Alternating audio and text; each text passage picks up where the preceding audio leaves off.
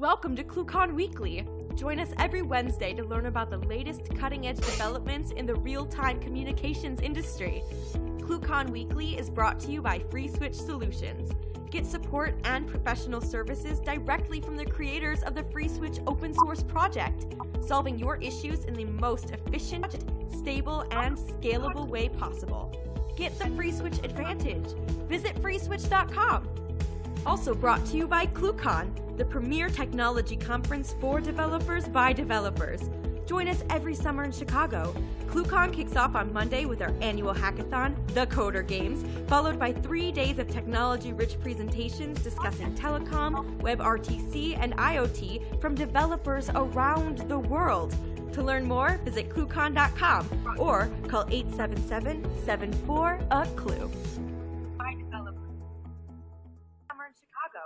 Hello, and welcome to ClueCon Weekly. Today is February 7th, 2018, and today's episode is going to be a little bit different than our usual format. We've gathered together some of the wonderful women in the communications community to talk about what it is they do. But before we get to these next guests, I have some news and announcements. ClueCon will be earlier this year, taking place from July 23rd to July 26th, and you can register right now on ClueCon.com. And speakers, sign-ups are open right now. Get your slides in. You have until April 1st, so go ahead and start writing those slides today. Additionally, in February, the FreeSwitch team is going to be heading to Fort Lauderdale, Florida for IT Expo. And we'd like to give a big shout out to H-Tech for sponsoring phones for IT Expo. You can win one of these awesome phones in either the FreeSwitch training or during the Expo event. You can look for us at booth 120 to get some limited edition FreeSwitch swag and try your hand at winning those cool phones. We'll be playing Tic-Tac-Virtuo and handing out some cool swag, so join us. And if you have any questions or suggestions for videos that you'd like to see, please email us at marketing@cluecon.com, and we'll continue to add instructional videos periodically, so make sure you subscribe. And as usual, be sure to like us on Facebook, follow us on Twitter, subscribe to our YouTube channel, and sign up for our mailing list for these and all the latest and greatest news from the FreeSwitch team. Now, our exciting episode today, we have brought together some of the awesome women in the communications industry, and we're going to do a little bit of an introduction here in a moment, and then talk about some of the cool stuff that we'd like to kind of get out there.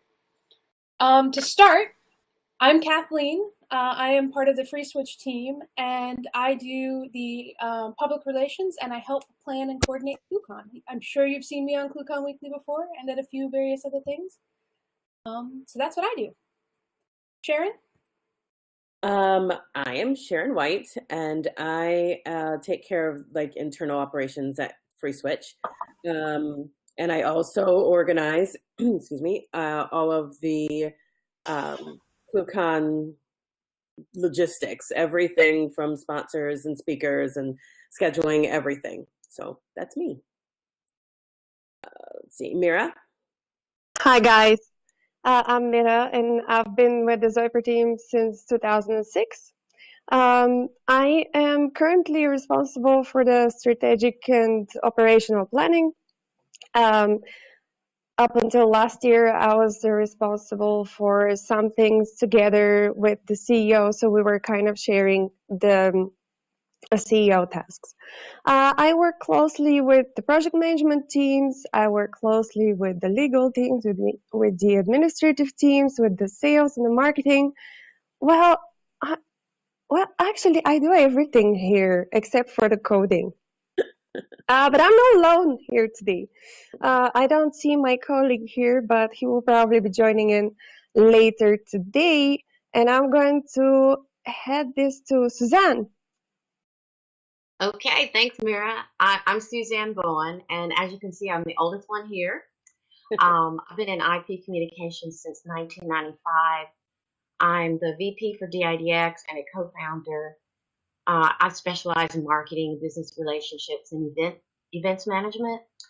I also have a leather jacket brand, Cosplay. I'm Jennifer Hashimoto. I am up in Canada. I work for a long-distance company. We're called Castel, and I do pretty much everything technical there. I mean, I used to do wire wrapping and all that kind of stuff, but now I'm working from home, so less hands-on hardware, but I do the programming and configuring the VoIP systems and that sort of thing. Over to Miriam.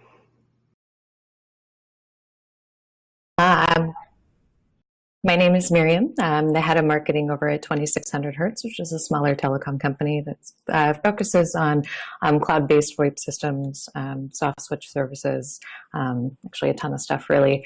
We kind of span across planning and analytics to event.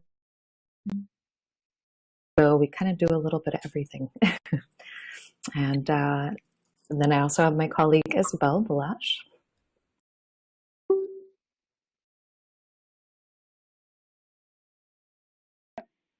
Hi, my name is Isabel. I work with Miriam at 2600 Hertz, and I'm the programs manager over here that kind of deals with everything revolving around events, social, and the actual programs that we have running over here. And next person. Hi, I'm Abby Minasali. I'm on the Free Switch team as well. I am the content strategist, and I also help ClueCon, the Coder games, run pretty smoothly. So I make a lot of the advertisements, social media posts, and if you were here for the intro for ClueCon Weekly, that was me. So that's kind of what I do. And Celeste? Hi, good afternoon, everybody. I am Celeste, and I work for KXIP. And for KXIP now, today LinkedIn told me it was my 3rd anniversary year, and I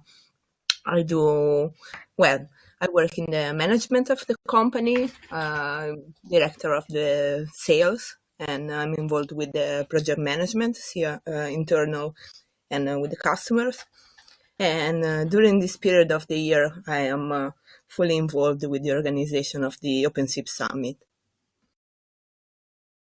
And I'm Allison Smith, and I have a hair issue. So I am the voice of Asterisk and FreeSwitch and many, many other systems, including some prompts for Cisco, Mitel, Bell. So basically, yes, I am a telephone voice, but I'm also a blogger and speaker, and I'm very passionate about improving IVR and making it better than just an object to sort callers. I'm really after the idea of improving the caller experience. Wonderful.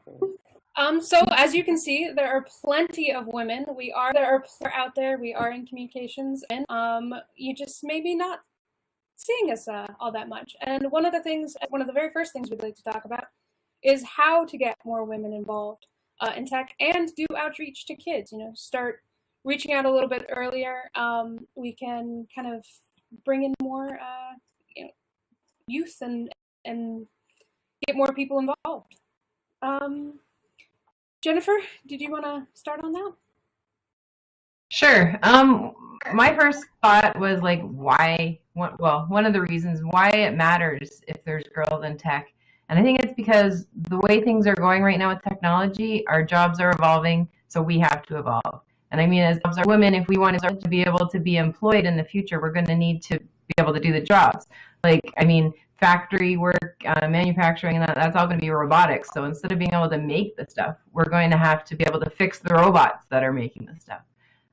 Store clerks, it's basically going to be building online stores because it'll be online shopping. The Amazon Go store, there's not going to be cashiers, so you're going to have to be working on the tech that's behind that.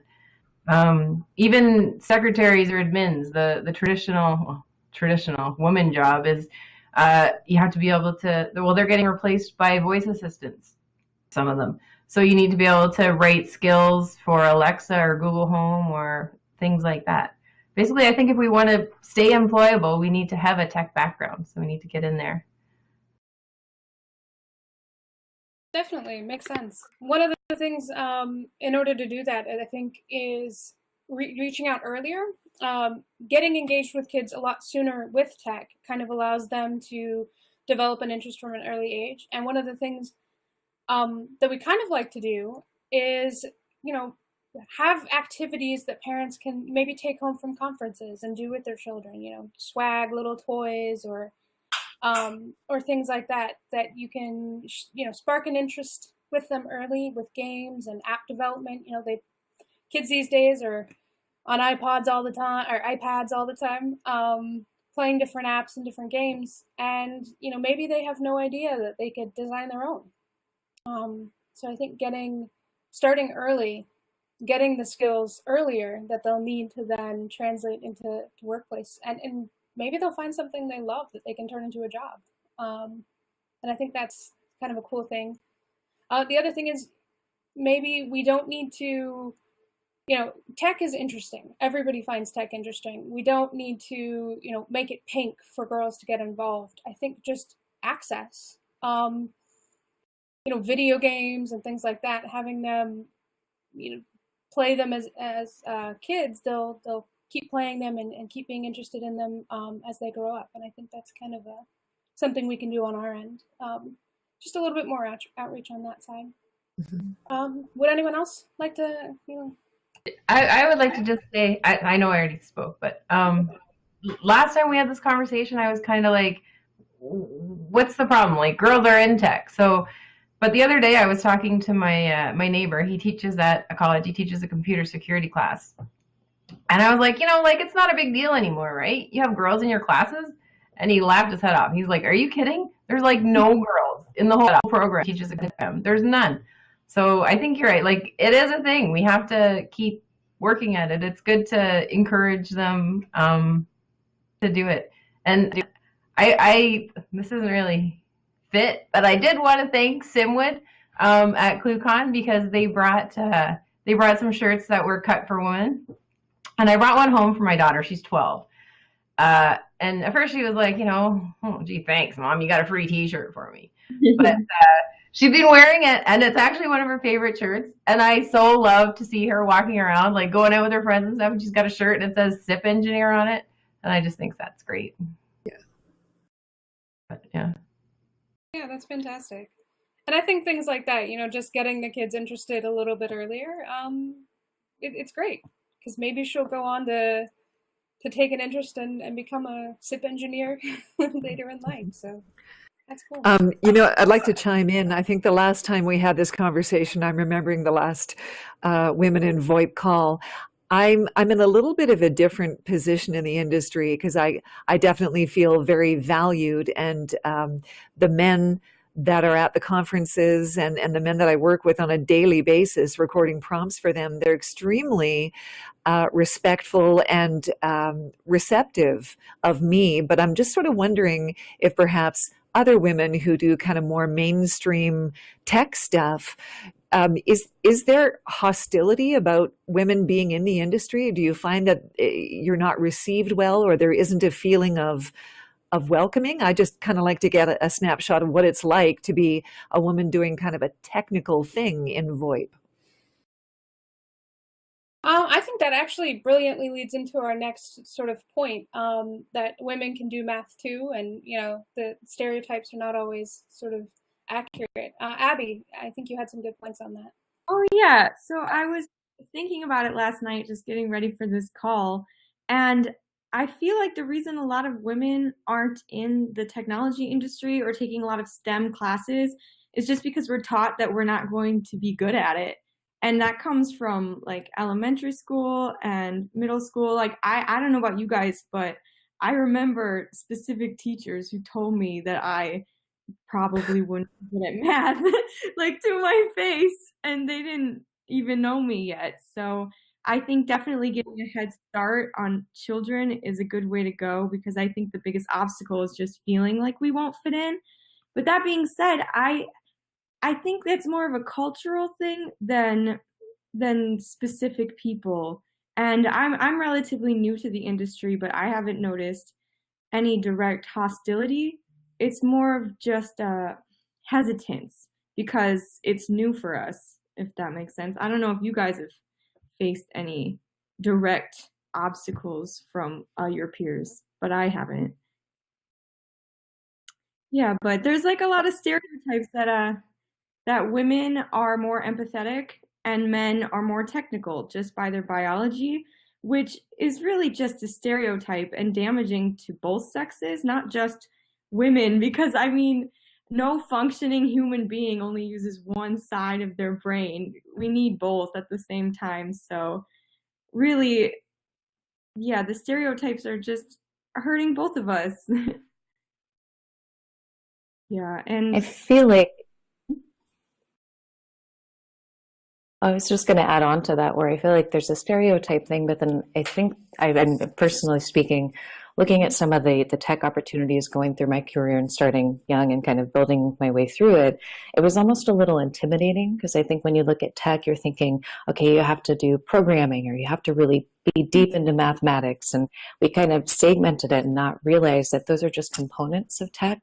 And there are so many different opportunities that span within technology. And once you kind of dive into those pieces, there's kind of a lot of opportunity, and it becomes less intimidating. You know, you have the developers and the engineers and people that work on mobile apps and UX, UI design, but then you also kind of go into the other area of the spectrum where you're looking at kind of program management, you're looking at product leads, you're looking at, market researchers. And so there's this image of like tech is this intimidating thing, when really it's not. And I know me personally, I kind of came into the communication scope, went into marketing and really kind of dove in. And it wasn't until the last couple of years where I started to kind of learn basic coding, and I started diving into analytics and understanding like, wow, this is actually really interesting, and it's not as intimidating as it comes across.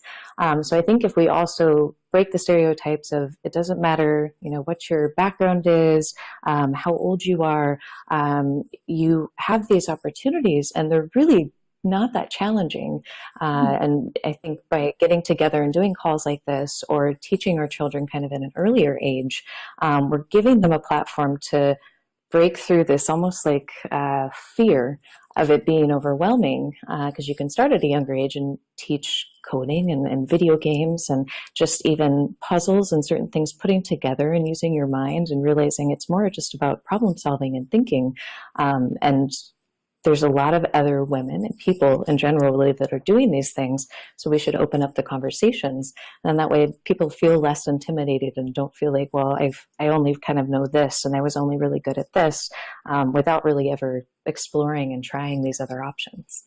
yeah, I feel like a lot of the pressure is from each other. And I think we just need to be, just everyone in the tech industry, not just women, should be supporting each other, because from a distance, yeah, it looks really hard to get into. And especially as a woman, like I remember when I was trying to choose my major and I was thinking, and people were telling me, oh, you should do that, but just so you know, you're going to be the only girl in a room full of 30 men. So then the vibe becomes like, it's on my shoulders.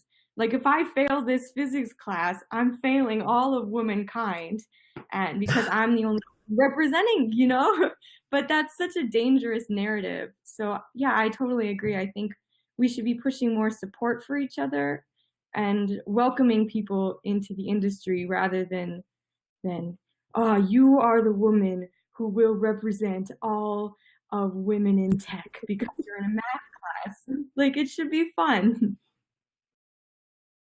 That's a lot of pressure. Yeah, I've been told that a million times when I was trying to pick a major. They're like, you're going to be the only girl. I was like, that sounds like a lot. And I also think that kind of plays into, if you are the only girl, you're probably more reluctant to get help and things like that. Because, if you're supposed to be the only girl, you don't want to look dumb. You don't want to look like you don't know math. But everybody, when they're learning, needs to help. They need input, they need guidance, they need things like that. That's part of learning. So I think it does add a little bit more pressure, because when you ask questions, then you get in your own head and you're wondering if you're fulfilling sort of the stereotype, because you need assistance to learn what you were initially told that maybe you weren't as good at, just because biology. So I think that's it kind of plays into that a little bit as well. So yeah, anyone else have anything they'd like to add on that point? Or stories maybe of things you've encountered in the industry? I have some positive stories. Well, I Absolutely. also have negative stories, but I also have positive stories. And I am going to concentrate on the positive story. I believe it's important.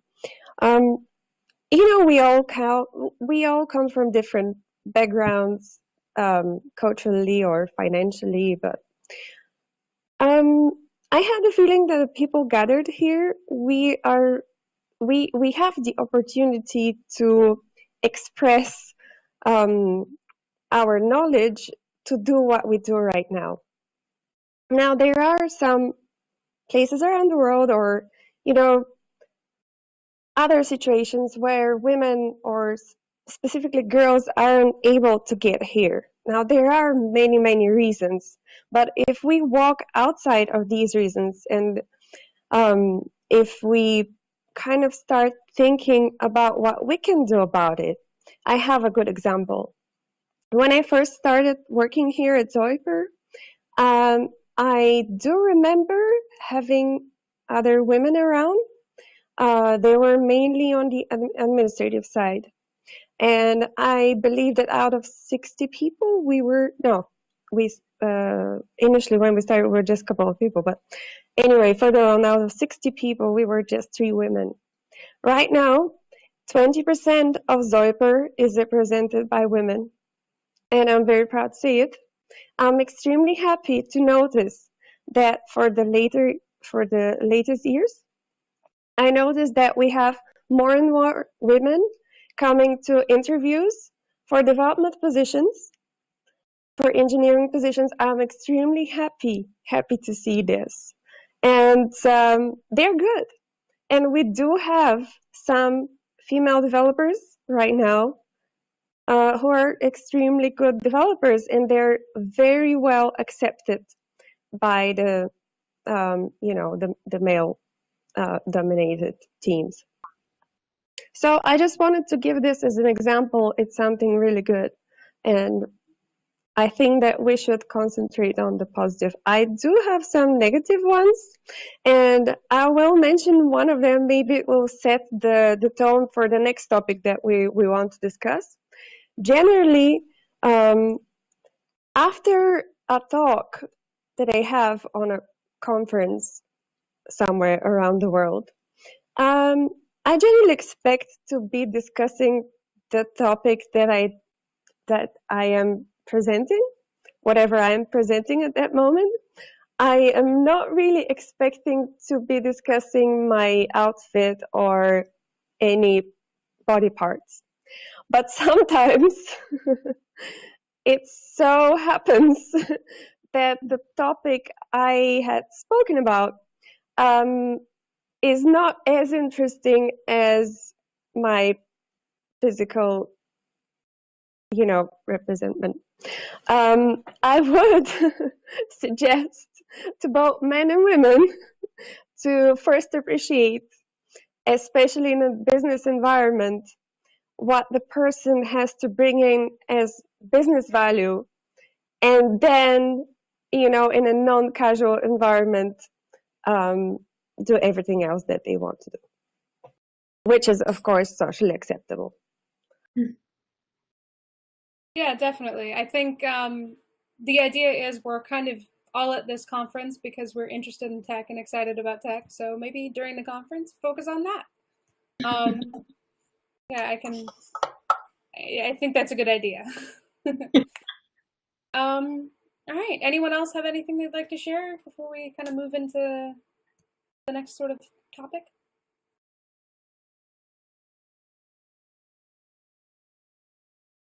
All right. Well, one of the things that we would like to talk about today is kind of what we're all doing. Each of us is kind of in a different role. Yes, there do statistically tend to be more women in marketing, but marketing is a rather large, or it can be a rather large spread of different things. It's not just designing pretty pictures and things like that. So I think, Suzanne is a good example of this. Suzanne, if you'd like to talk a little bit about what you do and the spread of all of what you kind of touch in your day-to-day. Okay, appreciate that. really involved in marketing, public relations, business development, events management, that typical area. But as I'm doing all of that, I'm trying to learn about the technical side of everything that we do and what our customers do. And I talked to several of the customers in the past week, and I asked them, what did they see us at DIDX as being involved in, like project-wise? And by getting their answers, it helps me to figure out what to talk about on blogs and videos and conversations with ladies like you. So what I learned from them is that DIDX is working with them to improve its infrastructure. For example, I believe, right, that we right now are using like 30 Asterisk servers to connect with proxy built upon IBM Cloud, and the other one is DigitalOcean Cloud servers. And on the other hand, several hundred of our DIDX customers use FreeSwitch. So we're constantly working with them to make sure that their software works smoothly with our API and so forth. The second thing is the API. Last year, we got really very unhappy with how archaic our DIDX API was. But the problem was, see, our system was using SOAP. And many of our friends, they're still using SOAP. And even though we want to upgrade and change things, we're going to continue offering that backward compatibility.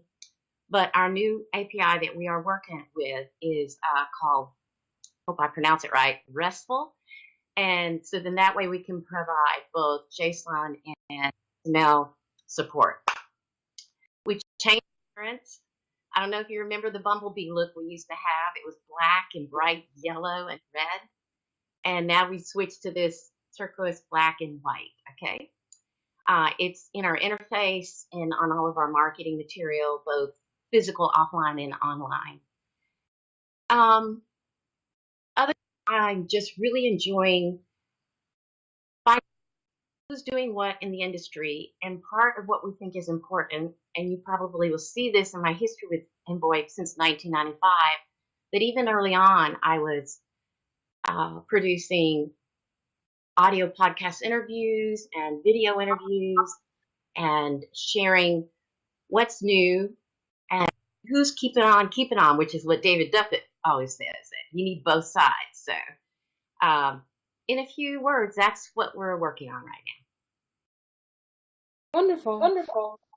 Miriam, I believe you and Isabel sort of have a large range of things you guys kind of touch and reach on. And Miriam, I know you have an interesting background, so if you want to chime in and maybe give a little bit of insight.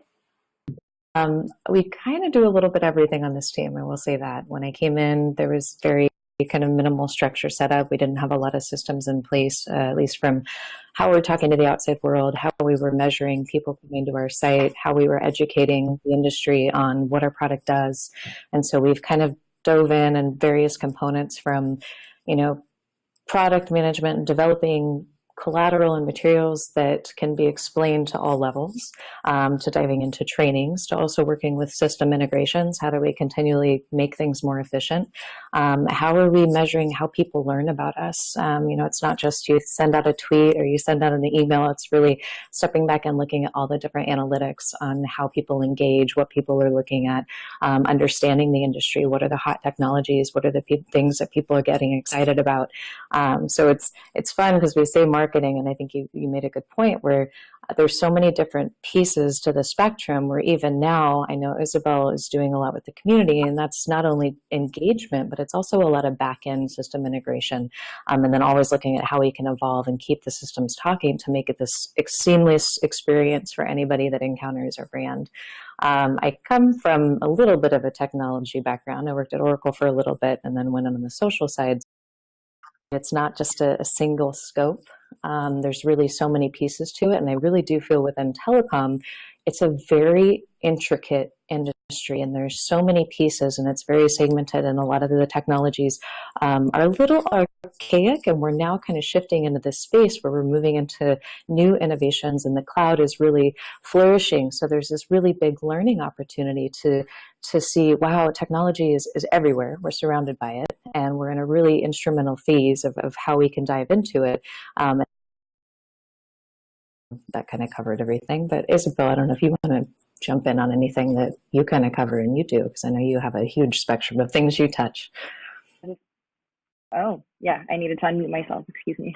So I started off at 2600 Hertz doing sales engineering, and that was really fun. It was great. I came from a financial background, so women can do math. But as I was working in the sales team, I noticed that a lot of customers were asking for things that we were just not catering to them. And from that, I realized that it is our developers who think like developers and think that, of course, they are very smart so that they know best, without listening to other people, which is why I began to gravitate towards marketing and talking to Miriam more and more, whether it came to documentations or just kind of feature products, UI designs, and like little details like that about what customers were asking for that we just weren't listening to before. And that's where I came in and kind of joined the team, luckily enough. And now we're just kind of working on a lot of aspects when it comes to the community and growing our presence, which we have done greatly just in the last year alone, which in that case grows revenue and allows our developers to continue doing more and more. So I know that it's kind of like we have a group of ladies right now that are all like in more of the marketing side of things than engineering on this call. But the point of it all is that it's all inclusive and it all matters. And it doesn't matter if you're an actual engineer or just in marketing. The thing is, we're all working towards the same product. And the fact is that like nobody's going to give you trouble for it. You just do, and you pick whatever you want, and it is your decision. And no one's going to tell you no. No one's going to be like, you're a girl, you can't do this. It's all accepting. We have the stereotypes of being caring and empathetic, which is why we're better at being nursing. But that doesn't mean that we can't sit down in front of a computer and like play video games. Like I sit on my craft all day long with my little brother. I have no idea how it works, but I'm there, you know? So, yeah, I guess that's all I wanted to say is just mainly that these stereotypes, all of these little things I keep saying that like sets us apart. We're all the same people in the end. We have like our little differences, but it doesn't stop us from doing what we want to do. And I think that's what we need to continue to push forward. Very well said. Awesome. Thank you. Allison, you're sort of in the gray area between doing some of the technical with the voice side of things. Would you like to kind of talk a little bit about what you do and what goes into making the prompts? Yeah, sure. So you're right, it is sort of a gray area. So how it typically works is people contact me once they have a phone system up and running, and they send me a script and I record and I engineer it as well. And the engineering is not what my background is. And in fact, I learned audio engineering sort of on the fly. So I've become much better at it as I've become more comfortable with it. The interesting strategy that I'm kind of working on, as well as fulfilling all existing telephone systems that I voice for, is that I'm actually actively making a lot of contacts, mostly on LinkedIn. I find LinkedIn to be shooting fish in a barrel for me. So I actually try to find telecom resellers and brokers of numerous different telecom systems to add me as a line item in their sales transaction. And it seems to be working really, really well, because I'm kind of like the missing piece of the puzzle. Yes, everybody speaks, but a lot of people will just grab somebody in their office to do the recordings, and they soon find out that there's a certain skill set, as there is with everything. And I have that accessibility of somebody who's available all day, every day. This is what I do. So I'm always available for updates and things like that. So for people to sell a telephone system without a voice to do the professional voicing is, I always make the comparison of buying tiles at Home Depot and they didn't sell you grout. You need the grout. Think of me as the grout. So, you know, I couldn't be happier. I'm very, very busy, not only with existing clients, but lots of new business that's coming in. So I feel really blessed in the industry. Awesome. Yeah, I think I like the reference to grout there. I think that makes a lot of sense, sort of that middle ground. Jennifer, you do a lot more of the technical side of things. You want to talk a little bit about what that entails? Sure. So I've been working for a long distance company for like a long time, like 20 years. And before we just used to have like they call them old iron switches, like one of those telephone switches that takes up a whole room. But so now we're going into VoIP more and more. Well, we have been going into VoIP for quite a while. The one of the things that I've been working on today, like what I was just working on, was we're using FreeSwitch and OpenSIPs together. And what I want to do right now with our OpenSIPs pairs is make them to be more, I don't want to say more reliable, but more fault resistant, I guess. So that involves like, right now we already have multiple IPs on each box that they're listening to because they have multiple networks. But what I want to do is make it so that it's sharing an IP. So there's a virtual IP on, say, box A has 2 or 3 IPs, and then those are also on box B and vice versa. So if something happens to one of them, the calls just stay up. I work on stuff like that. I also work on programming stuff, basically to support the back office, do random support for people. But yeah, that's what I do.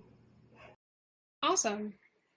And Mira, to sort of head up this thing, you, as far as I, am aware, you do a lot of the management side of things, bringing both aspects of the team and even some of the other aspects not mentioned today. Do you want to talk a little bit about what it's like to sort of have to wrangle all the cats together?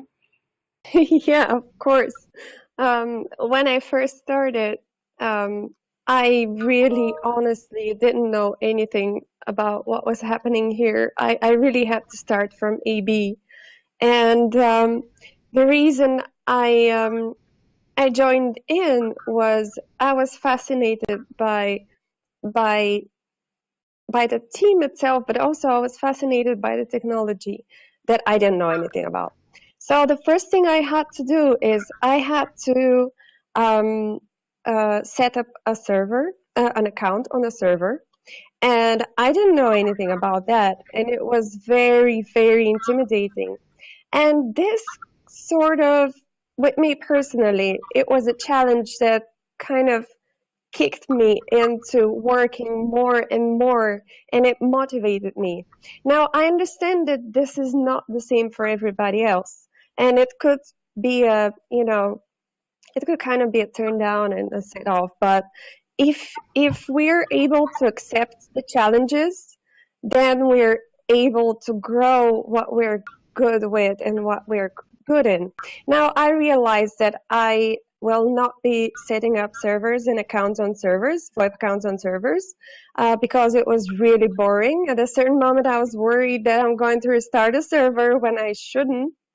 So I was anyway hired to do sales and support. Back then, Zoiper wasn't commercialized, so I did the first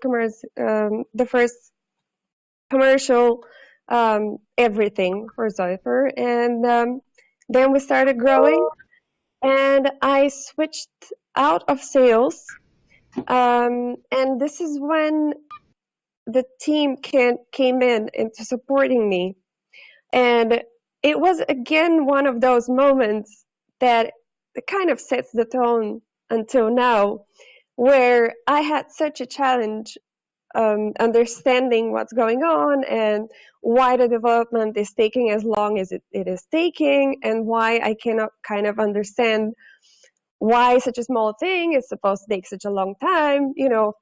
I'm sure that you all know what I'm talking about. And then my colleagues started taking time and explaining everything, and it all started coming together and making sense.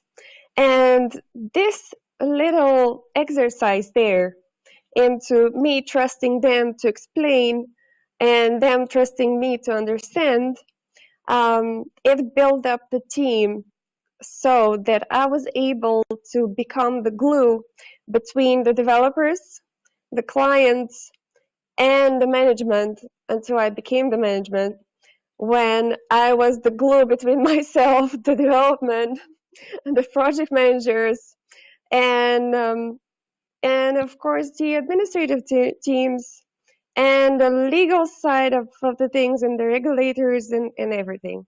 So just if you can take something home out of it, it would be if you see a challenge, take it. And if you can use the challenge as a motivator, use it as a motivator. Don't give up. I'm really not good with most of the things I'm doing, but I'm happy to have been able to learn as much as I have learned until today. And I'm really blessed, as Alison said. I am also blessed to be here, and I'm also blessed to be able to be using what I'm good with in a tech environment. And I wouldn't really change it for anything. I am actually planning on staying in tech. I'm not switching to anything else. And I will accept more challenges. So bring them on.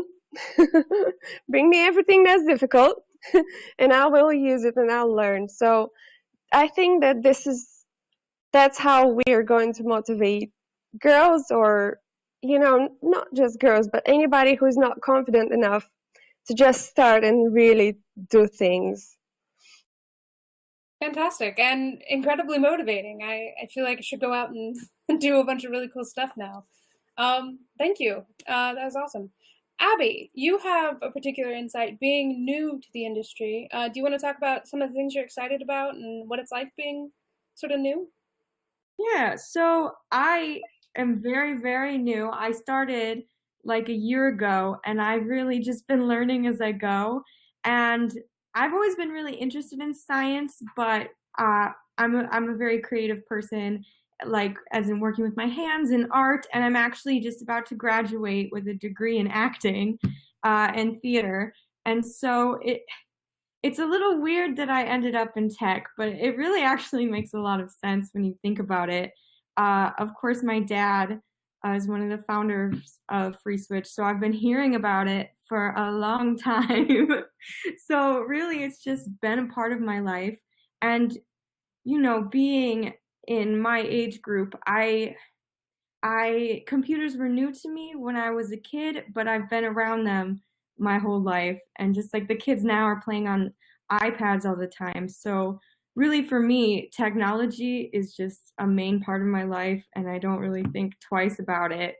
And so really a lot of the things I've been doing involve tech anyways. So then when I started getting into the industry, I was like, I know a lot more than I thought I did. And of course, there's still a lot to learn, but the tools are out there. And I do a lot of marketing and social media stuff, which is also kind of a new industry. But again, with my generation, it's kind of second nature. I've been tweeting since middle school. So, but I think it's important to have somebody like me who likes to reach out to people and kind of translate all the tech jargon to the people who are actually going to be using it and buying it, and finding a way to just communicate something that we're all excited about in a universal language, because really we're all excited about the same things. We're just talking about it differently. And yeah, and I also think it's important to have people who are very skilled collaborators. Not to say that developers aren't good with people, because of course they are, but to have someone who's been trained or is really naturally skilled at collaborating and bringing together different ideas and communicating with each other in a way that doesn't get misunderstood is a really important tool in the technology industry that I found really is not always present, and it makes everything easier when it is. So that's really where I found my place in the technology industry, and I love it so much. I didn't think I would. I was a little surprised. So I've been trying to teach myself a little bit of coding on the side. And so, yeah, I would just encourage people who maybe are a little nervous to get into it, because like we talked about before, it's so giant. Like there are so many areas to get into. It's hard to know where to start. But once you start, it comes quicker than you would think. You start understanding things faster than you would think. So yeah, I'd encourage people to just start teaching themselves or reaching out to people who can help them figure out where to start, because it can be pretty intimidating. Yeah, so I'm more of the artistic side, and I find that they go together very well. Awesome. Yeah. Well, I believe we're just about at time. We're around to the general public out there. You can reach out to us if you have questions. If there are any, aspiring tech people out there that want some advice or just kind of have some questions about where to get started, feel free to reach out. I know you can reach out to us through marketing@ClueCon.com for these videos. If there are any videos that you'd like to see, or if you'd like, if there are any of you out there who would like to talk about what you do, we'd love to see it, men or women. And I think it's great to have these available for, people that are up and coming and want to know a little bit more about the industry. So, all right. Well, thank you everybody for joining us today. This was, I think, a really good call, and I'm pretty excited about it. Keep an eye out for some exciting upcoming updates, not just from the team, but from Women in Communication. Who knows? We'll be back doing another one of these not too long from now. So next week, we have Evan McGee. He'll be talking about some really cool stuff, so make sure you join us Wednesdays at noon Central Time. You can watch them live on YouTube, or you can dial in, and have a good day. You've been watching ClueCon Weekly. Tune in every Wednesday at 12 p.m. Central. Keep up with the latest happenings by subscribing to our YouTube channel, follow us on Facebook and Twitter, or visit us at freeswitch.com.